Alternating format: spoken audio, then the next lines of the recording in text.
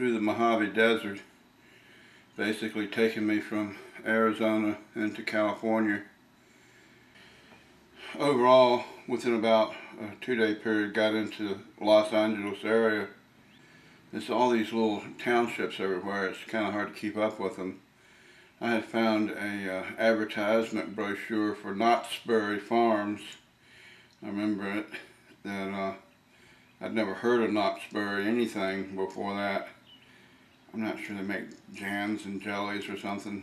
Anyway, they have an amusement park there in the Los Angeles area.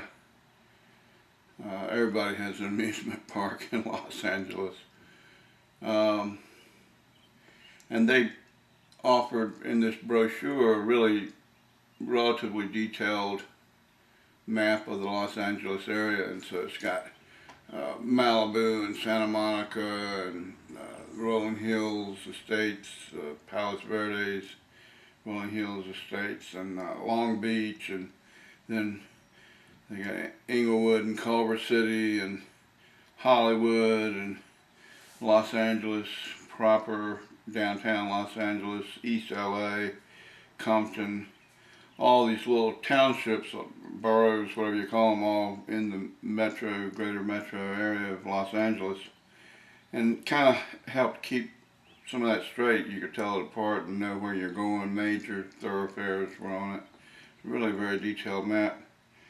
And the ride that was dropping me off said that, well, I can't take you right to the beach. I'm just going this far.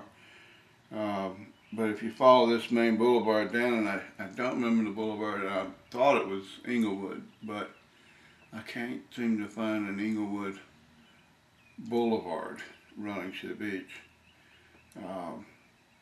It'd be near where I think there's a West Manchester Parkway or Boulevard or Turnpike or something.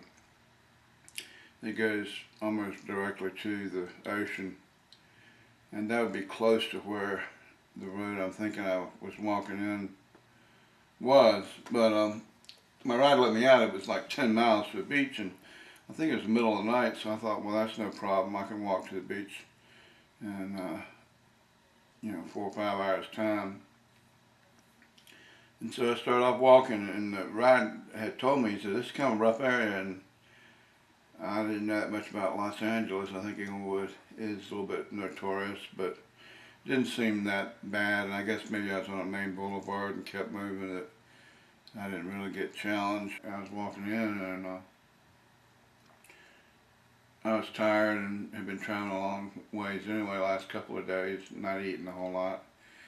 And so I noticed this little courtyard off to one side that had a little, I guess, an apartment complex that was around a pool, and all that was walled in, kind of a little courtyard. And so I just sort of stepped over in there and lay down on one of the deck chairs there at the pool, and decided I'd just close my eyes for a half hour or something, dozed off, and next thing I know, I'm waking up and it's morning, and there's this beautiful young woman there, and I don't know if she was a apartment resident or whether she was a guest or maybe cleaning or staff or whatever.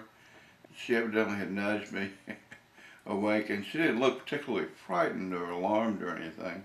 I just went ahead and excused myself, being a little bit shy and realizing that I'd imposed, and I guess that could have been a trespass charge if she had called the cops or anything. I just basically said, "Oh, I'm sorry, I didn't mean to frighten you. I'm leaving. I just stopped to get off of out of the wind."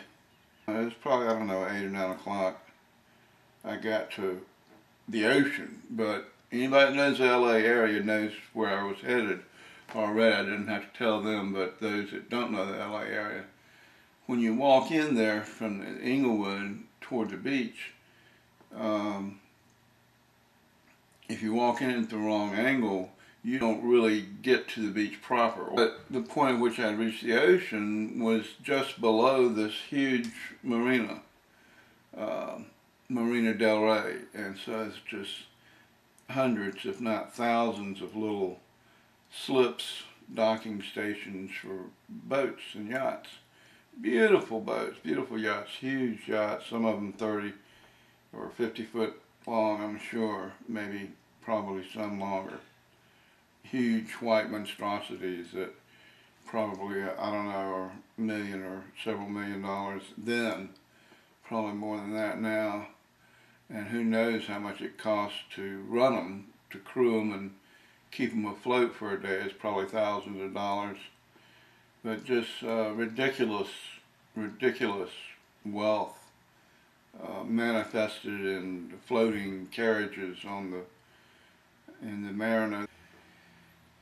And so here was this huge obstacle that I had to walk by the land, of course, back inland a ways and basically skirt around the outer edge of the Marina itself to get back north and back to the ocean and the beach. And then I was still south of Santa Monica, had to walk north along the. Finally arrived at the Santa Monica Pier, Santa Monica Beach, official beach area, and it was like that was the moment where I had really accomplished the east to west coast sort of journey. I had completed it, gotten there, target goal achieved. It was grand and glorious and beautiful. It's an impressive pier they have. They've got a little small amusement park right on the pier with a Ferris wheel and other rides, little